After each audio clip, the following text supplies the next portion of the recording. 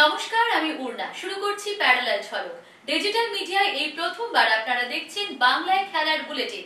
চলুন এবার দেখে নিই ফুটবলের সব খবর। আইএসএল তো চলছে জোর কদমে, সেই সঙ্গে রয়েছে ভারতীয় ও বিশ্ব ফুটবলের নানা রকম খবর।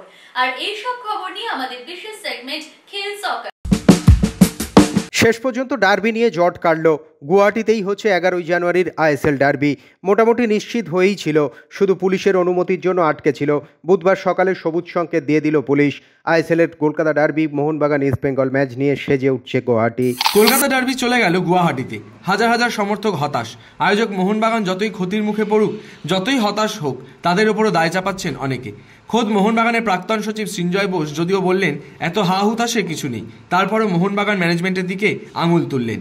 নিজের মতো করে জবাব দিলেন মোহনবাগান সচিব দেবাশিস দত্ত। পাশাপাশি মুখ খুললেন মোহনবাগান সভাপতি টুটু বোস। এই মকর সংক্রান্তির সময় পুলিশের প্রবলেম হয়, এটা তো নতুন কিছু নয়। যারা আজকে হঠাৎ এটা আকাশ থেকে পড়ছে, আমি তাদের সত্যি অবাক হচ্ছি। কারণ তার মধ্যে তো অনেকে আছে যারা বহু দিন ধরে ক্লাব করে আসছে। আপনি কি এর জন্য কোনো পরামর্শ বা সাজেশন দেন? উনি আইএসএল ফিক্সচার দেবে, সেটা ক্লাব এবং যে কোম্পানি তাদের বসা উচিত, দিয়ে একটা ডিসকাশন করা উচিত যে কোথাও আমরা আটকাতে পারি কিনা। কারণ আজকে কোম্পানি অনেক জায়গায় নাও জানতে পারে, কারণ তাদের সেই অর্থে অনেক দিন ধরে তো খেলা করছে না মোহনবাগান ইস্ট বেঙ্গল। তো মোহনবাগান ইস্ট বেঙ্গল কর্তাদের জানা উচিত যে আমরা কবে থেকে করছি, কি প্রবলেম হতে পারে। সো আগামী দিনে এই আলোচনাটা, এই কোঅর্ডিনেশনটা বেশি করে হওয়া উচিত। রূপাই আমার ছোট ভাই, ও যেটা বলেছে ওর মতো করে বলেছে। আমাদের এটা অভ্যন্তরীণ ব্যাপার, ক্লাব এবং কোম্পানি অনেক কথাই আমরা পাবলিকলি বলতে পারি না। তো সেই জন্য এই ব্যাপার নিয়ে আমি কোনো মত প্রকাশ করি না। বলতে চাইছি আরে শুনে নে, অরূপ বিশ্বাস আর মুখ্যমন্ত্রী ফুটবলের জন্য যা করে আমি ওর কাছে কৃতজ্ঞ। আমার ভাই, কিন্তু আমি কৃতজ্ঞ। ওরা 70% পুলিশ দেবে বলেছিল, এবার 30% প্রাইভেট সিকিউরিটি থেকে আমরা অ্যাডমিট করতে পারতাম, নিশ্চয়ই পারতাম। রিস্ক থেকে দিত, তোরা দিতিস। যদি স্পোর্টস জার্নালিস্ট অ্যাসোসিয়েশন বলতিস যে গঙ্গাসাগর মেলায় যদি ঝামেলা হয়ে যায়, আমাদের দায়িত্ব, সে দায়িত্ব এই গলাটা যাবে, আমি মাইকে বলতে পারবো। শুরু হয়ে গেল ডার্বির উত্তাপ, কিন্তু কে কতটা এগিয়ে এই মহারণে ব্যাখ্যা দিলেন সন্তোষজয়ী কোচ সঞ্জয় সেন। মোহনবাগান সভাপতি টুটু বসু ইস্ট বেঙ্গলকে নিয়ে মজা করেও জানিয়ে দিলেন সেই 50-50 তত্ত্বের কথা। দেখো, ধারে ভারে মোহনবাগান সবসময় এগিয়ে। মানে যদি তুমি লিগ টেবিল দেখো, মোহনবাগান এগিয়ে। গোল করার ক্ষেত্রে দেখো মোহনবাগান এগিয়ে, গোল খাওয়ার ক্ষেত্রে মোহনবাগান এগিয়ে, খেলোয়াড়দের যদি বলো বিচারে গোল এগিয়ে। কিন্তু ডার্বি এমন একটা খেলা যেখানে বলা খুব মুশকিল। এবং আমরা দেখেছি যে এই যে কোচের, মানে নতুন কোচের আন্ডারে, অস্কার বুজোর আন্ডারে ইস্টবেঙ্গল একটা নতুন উদ্যমে খেলছে। যদিও লাস্ট ম্যাচটা খুব বাজে ডিফেন্ডিং করেছে, আমাদের যারা ডিফেন্ডার আছে এই ভুল আমাদের ডিফেন্ডাররাও করবে না, কিন্তু করে ফেলেছে, কেউ ইচ্ছা করে না। আশা করি সেটা সামলে নেবে এবং আমরা উপভোগ্য একটা খেলা দেখতে চাই। তখন মুখে আবার সূর্যটা পড়ছিল, দেখ সূর্য ঢলছে, লালন ঢলছে, আর আমি কি উত্তর দেবো? ডার্বিতে 50-50 কেউ বলতে পারে না। যতই মজার ছলে বলুন, বেশ ভারী কথা বলেছেন মোহনবাগান সভাপতি টুটু বোস। লাল হলুদ ডুবছে। টুটুবাবুর এই মন্তব্য কি করে সহ্য করেন ইস্টবেঙ্গল কর্তা দেবব্রত সরকার? না, সহ্য করেনও নি। জবাবটাও দিয়েছেন নিজের মেজাজে, নিজের ভঙ্গিমায়। মোহনবাগান ক্লাব বলে কিছু আছে বলে তো আমার জানা নেই। আমি তো জানি একটা ক্লাবের সাথে মোহনবাগান ক্লাবের বাকিটা মার্চ করেছে। আমি টুটুবাবুকে প্রশ্ন করছি, টুটুবাবু বরাবরই একটু হাস্যস্কর কথাবার্তা বলেন। ভাবলাম বয়সের সাথে সাথে উনি হয়তো পরিবর্তন হয়েছেন, হয়নি। উনি কার লাইসেন্সে খেলে একটা ফুটবল ক্লাবের? এএফসি কিংবা ফিফা কি অল ইন্ডিয়া ফুটবল ফেডারেশনে লাইসেন্সিং এর প্রয়োজন হয় টুর্নামেন্ট খেলতে গেলে। ভারতবর্ষের যে কোনো লিগ খেলতে গেলে একটা এটিকের লাইসেন্স ছিল, আর একটা মোহনবাগান ক্লাবের লাইসেন্স ছিল। এখন কোন ক্লাবের লাইসেন্সে এই মোহনবাগান সুপার জুনিয়র খেলে? আমরা কোনো ক্লাবের কাছে মাথা নত করে আত্মসমর্পণ করিনি কোনো 6 বছর 8 বছর ক্লাবের কাছে। ঢুলে কে পড়েছে এতেই প্রমাণ হয়, নাম্বার 1। নাম্বার 2, টুটুবাবু বলেছেন যে রেফারিং নিয়ে আমি টুটুবাবুকে যখন মোহনবাগান ক্লাবের সাথে যুক্ত হয়েছেন, টুটুবাবু বয়সে আমার থেকে অনেক বড়, কিন্তু উনি আমার থেকে ময়দানে অনেক জুনিয়র, স্পোর্টস ফিল্ডে কাজ করতে আসা। তা আমি তখন থেকেই দেখছি যে উনি সবসময় রেফারি নিয়েই বলেছেন এবং রেফারিকে ধাওয়া করেছেন। তা আজকে টুটুবাবুর কথা মুখে এসব মানায় না। আর আমরা যে রেফারিং নিয়ে সাফার করছি, সংবাদ মাধ্যমে তার প্রতিবেদন দেখাচ্ছে, টিভি বলছে, সংবাদ মাধ্যমে লেখা হচ্ছে, প্রাক্তন খেলোয়াড়রা বলছে। তাদেরকে জিজ্ঞেস করো ভাই, তারাই বলে দেবে রেফারিং নিয়ে কি হচ্ছে। রেফারিং নিয়ে গত কয়েকদিন ধরে অভিযোগ জানিয়ে আসছিল ইস্টবেঙ্গল। তীব্র অভিযোগ, তাদের বঞ্চিত করছেন রেফারি। সব মিলিয়ে একটা উত্তেজক পরিস্থিতি তৈরি হয়েছে। এই অবস্থায় ডার্বির আগে মোহনবাগান সচিব দেবাশিস দত্ত জানান তিনি শঙ্কিত। তার পাল্টা অভিযোগ, রেফারির ওপর চাপ তৈরি করছে ইস্টবেঙ্গল। আমি ব্যক্তিগতভাবে শঙ্কিত রেফারিং নিয়ে। যে রেফারিদের ওপর যে চাপ সৃষ্টি করা হয়েছে ওই ক্লাবের তরফ থেকে, একটা অসম্ভব চাপ। আমি ম্যাচটা ভালো করে দেখছিলাম, রেফারিরা এখন ইস্টবেঙ্গল ম্যাচে কার্ড দেখাতে ভয় পাচ্ছে।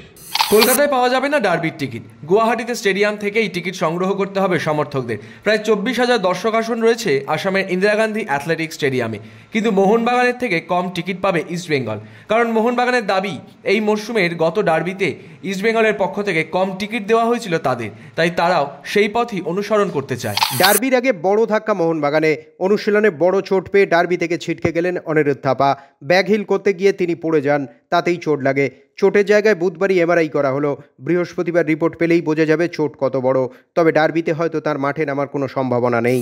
ডার্বিতে নামার আগে আত্মবিশ্বাসে ফুটছে মোহনবাগান। বুধবার অনুশীলনের শেষে সবুজ মেরুন ফুটবলাররা জানালেন তাদের প্রতিক্রিয়া। আলবার্তো রড্রিগেজ বলেন, এখানে এসে গোল পাচ্ছি, আগে কখনো এভাবে গোল পাইনি। ডার্বিতেও সুযোগ পেলে নিশ্চয়ই গোল করতে চাই, তবে আসল হলো যে কোনোভাবে দলের কাজে লাগা। লিস্টন কোলাসও জানান, বড় ম্যাচে গোল করার লক্ষ্য থাকবে, তবে জেতাটাই আসল। অ্যাসিস্ট করতে পারলেও খুশি হব।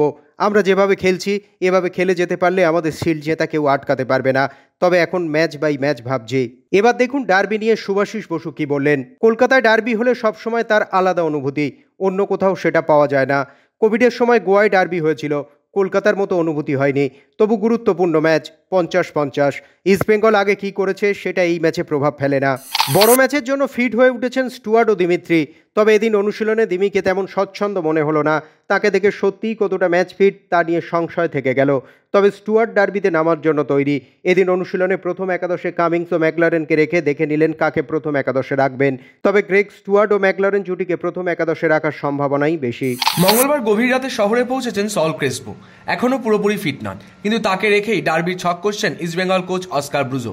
ডার্বিতে নামবেন সল ক্রেসপো, তবে পুরো ম্যাচ খেলার মতো জায়গায় তিনি নেই।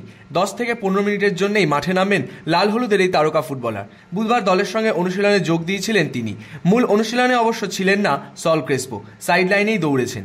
আগামী 10ই জানুয়ারি দলের সঙ্গে গুয়াহাটি রওনা দেবেন এই তারকা ফুটবলার। ডার্বির আগে এই খবর খানিকটা হলেও স্বস্তি দেবে লাল হলুদ সমর্থকদের।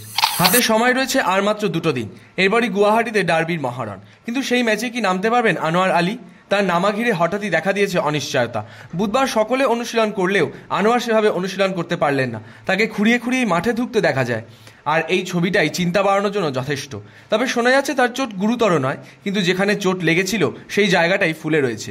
সেই কারণে আনোয়ারকে নিয়ে বাড়তি ঝুঁকি নিচ্ছেন না কোচ অস্কার ব্রুজো। 10ই জানুয়ারি পর্যন্ত সময় রয়েছে, সেই দিন অনুশীলনে দেখেই আনোয়ারকে নিয়ে চূড়ান্ত সিদ্ধান্ত নেবেন ব্রুজো।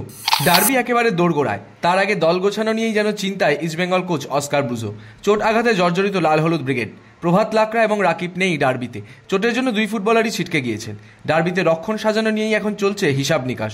মোহনবাগানের বিরুদ্ধে নিশু কুমারকে প্রথম থেকে খেলানোর একটা পরিকল্পনা রয়েছে ইস্টবেঙ্গল ম্যানেজমেন্টের। সেভাবে প্রস্তুতিও সেরেছে এদিন ইস্টবেঙ্গল ব্রিগেড। শেষ পর্যন্ত কি হয় সেটাই দেখার। সন্তোষ জিতে আসা বাংলা দলকে এবার সংবর্ধনা দিল ভবানীপুর ক্লাব। এর আগে রাজ্য সরকারের থেকে সরকারি চাকরি আর 5 লক্ষ টাকা পুরস্কার দেওয়া হয়েছে। এবার ময়দানের প্রথম ক্লাব হিসাবে বাংলা দলকে সংবর্ধিত করল ভবানীপুর। 22 জন ফুটবলার ও কোচ সঞ্জয় সেনকে 3 লক্ষ টাকার পাশাপাশি ফুটবলারদের 10,000 টাকা সঙ্গে হাতঘড়ি দেওয়া হয়। সংবর্ধনা অনুষ্ঠানে উপস্থিত ছিলেন ক্রীড়ামন্ত্রী অরূপ বিশ্বাস, বাগান সভাপতি টুটু বোস থেকে ময়দানে বহু পরিচিত মুখ। বেসিক্যালি 3 লাখ টাকার ওপরে দিয়েছি আমরা। সঞ্জয় সেনকে একটা এক্সট্রা অ্যামাউন্ট দিয়েছি এবং বাকি 32 জনকে আমরা 10,000 টাকা করে দিয়েছি এবং একটা করে ঘড়ি দিয়েছি। সো সেটা ইম্পর্টেন্ট। মানে আমরা মনে করি যে এই সাফল্যের সাথে আমরাও ইকুয়ালভাবেই যুক্ত। কারণ গত বছর যখন একটা খারাপ পারফরমেন্স হয়েছিল তখন যেভাবে ভবানীপুর ক্লাবকে কাঠগড়ায় দাঁড় করানো হয়েছিল, দেখুন ভালো হলে কেউ প্রশংসা করে না, তখন নিজের কথা নিজেই বলতে হয়। কারণ খারাপের সময় অনেকে আছে বলার জন্য। সো আমরা মনে করলাম এটা নিজের কথা নিজেই বলা উচিত। এবং অলসো আনাদার থিং ইজ যে সঞ্জয় দার সাথে আমাদের একটা অনেক দিনের যোগাযোগ, সঞ্জয় দার সাথে অনেক দিনের সম্পর্ক এবং যেদিন থেকে সঞ্জয় দা কোচ হয়েছিল, দেখুন আমি বলবো না আমরা শিওর পাগল হয়ে গেছি। হুইল চেয়ারে চেয়ার কি চাষ, এই অবস্থা মারবো কিন্তু লাথি বলবে। ঠিক আছে, আমি হয়তো কিছু সম্বর্ধনা আগেও পেয়েছি, কিন্তু ছেলেদের কাছে এটা খুব প্রাপ্য এবং ওরা এনজয় করছে এবং দেখা যাচ্ছে ভালো লাগে। কোপা দেল রেতে বড় জয় রিয়ালের। মিনেরাকে 5-0 গোলে উড়িয়ে দিল রিয়াল মাদ্রিদ। জোড়া গোল করে সকলে নজর কাড়লেন তুরস্কের তরুণ ফরোয়ার্ড আর্দা গুলেরের। একটি করে গোল করেন ফেদেরিকো, এডুয়ার্ডো আর লুকা মদ্রিচ। এই জয়ের ফলে কোপা দেল রে শেষ হলো রিয়াল মাদ্রিদ। বিশ্বের সবচেয়ে ধনী ব্যক্তি ইলন মাস্ক মহাকাশ সংস্থা স্পেস এক্স ও ইলেকট্রনিক গাড়ি সংস্থা টেসলার সর্বময় কর্তা তিনি। এমনকি জনপ্রিয় সোশ্যাল মিডিয়া প্ল্যাটফর্ম টুইটারেরও মালিক তিনি। এবার প্রিমিয়ার লিগে বিনিয়োগ করার ইচ্ছা প্রকাশ করেছেন। লিভারপুল ক্লাব কিনতে চান ইলন মাস্ক। সম্প্রতি টাইমস রেডিওকে দেয়া এক সাক্ষাৎকারে ছেলের এহেন ইচ্ছের কথা জানিয়েছেন ইলনের বাবা। বর্তমানে লিভারপুলের মালিকানা রয়েছে যুক্তরাষ্ট্রের খেলাধুলো ভিত্তিক বহুমুখী প্রতিষ্ঠান ফেনওয়ে স্পোর্টস গ্রুপের হাতে, যদিও তাদের তরফ থেকে এখনও কোনো সবুজ সংকেত মেলেনি। টাকার অভাবে উঠে গেল চায়নার বিখ্যাত ফুটবল ক্লাব। একটা সময় চীনের ফুটবল বিপ্লবে বড় ভূমিকা নিয়েছিল গুয়াংজু এফসি। তারকা ফুটবলাররা খেলে গেছেন একটা সময় এই ক্লাবে। কোচিং করিয়েছেন বিশ্বকাপজয়ী Marcelo Lippi, Fabio ক্যানভারো, Luis Philips কোলারির মতো বড় মাপের কোচেরা। সেই ক্লাবেরই আর কোনো অস্তিত্ব রইল না। 8টা চাইনিজ সুপার লিগ জেতা ক্লাব, 2বার এশিয়ার সেরা হলেও দল গঠনে বড় মানের ফুটবলার নিয়ে ধার দেনায় জড়িয়ে পড়ে ক্লাবটি। 2 বছর আগে প্রধান স্পন্সরও ছেড়ে চলে যায় গুয়াংজু এফসিকে। তাতে বিপদ আরও বেড়ে যায় চাইনিজ ক্লাবটির। আর টানতে না পেরে অবশেষে ইতিহাসের পাতায় চলে গেল গুয়াংজু এফসি। উত্তেজনার পারদ চড়ছে বর্ডার গাভাস্কার ট্রফি নিয়ে। সেই সঙ্গে তো রয়েছে 22 গজের অন্যান্য সব খবর। ক্রিকেটের যাবতীয় খবর নিয়ে আমাদের বিশেষ সেগমেন্ট লে ছক্কা।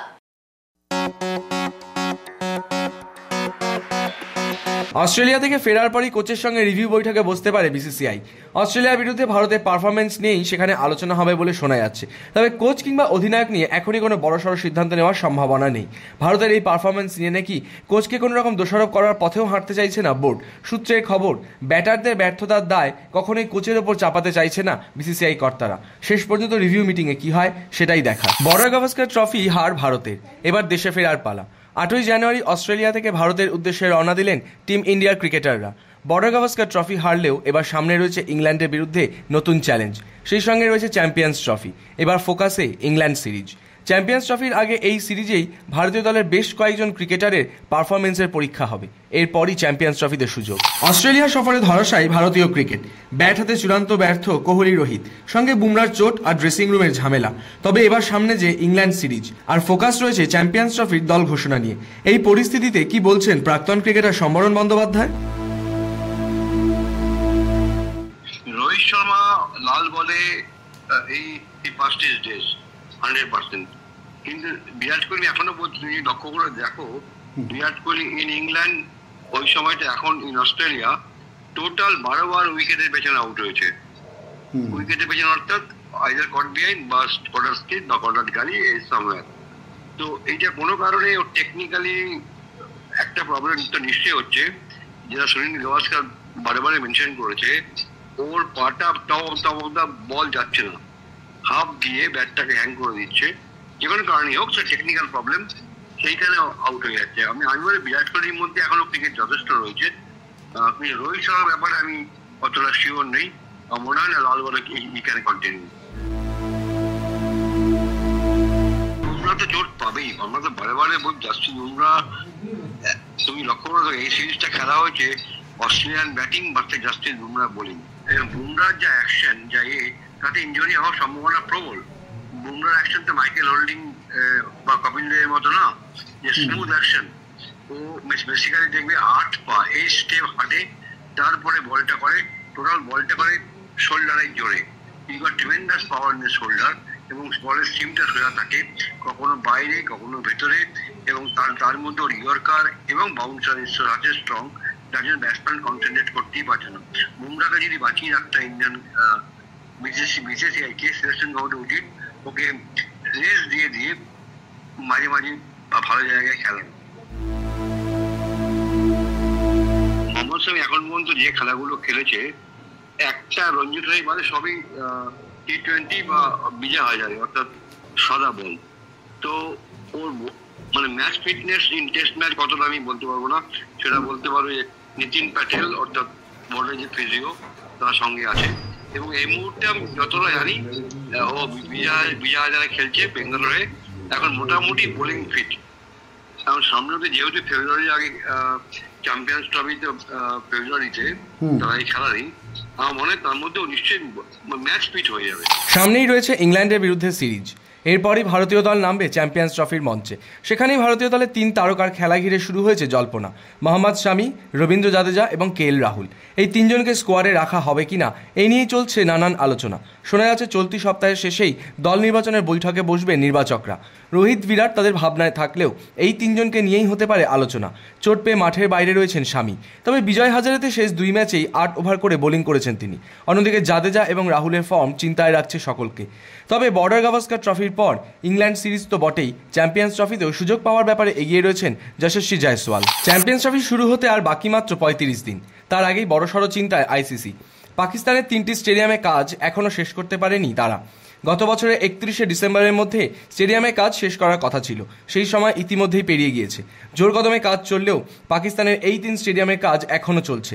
সময়ের মধ্যে তারা সম্পূর্ণ কাজ শেষ করতে পারবে কিনা তা নিয়ে চিন্তায় পড়ে গিয়েছে খোদ ক্রিকেটের সর্বোচ্চ নিয়ামক সংস্থা। করাচি, গাদ্দাফি স্টেডিয়াম এবং রাওয়ালপিন্ডি স্টেডিয়াম, এই 3টি জায়গায় যেন এখন ICCর প্রধান মাথা ব্যথার কারণ হয়ে দাঁড়িয়েছে। শুধুমাত্র ফুটবল ক্রিকেট নয়, এছাড়াও রয়েছে অন্যান্য খেলার যাবতীয় সব খবর, আর সেসব নিয়ে আমাদের সেগমেন্ট উইং প্লে। ক্রিকেটে চ্যাম্পিয়ন্স ট্রফি নিয়ে ভারত পাকিস্তানের মধ্যে দড়ি টানাটানি অব্যাহত। এবার তারই প্রভাব এসে পড়ল খোখো খেলাতেও। আগামী 13 থেকে 19শে জানুয়ারি পর্যন্ত দিল্লিতে হবে খোখো বিশ্বকাপ। সেখানে প্রথম ম্যাচে মুখোমুখি হওয়ার কথা ছিল ভারত পাকিস্তানের, কিন্তু পাকিস্তান সম্ভবত অংশগ্রহণ করছে না। শোনা যাচ্ছে পাকিস্তান দল ভারতে আসার জন্য প্রস্তুত থাকলেও ভিসা সংক্রান্ত সমস্যায় তারা আসতে পারছে না। জানা গিয়েছে ভিসার অনুমতি পায়নি পাকিস্তান দল, যদিও এটাকে ভারতীয় ক্রিকেট দলের চ্যাম্পিয়ন্স ট্রফিতে পাকিস্তানে খেলতে না যাওয়ার প্রভাব বলেই মনে করছেন অনেকে।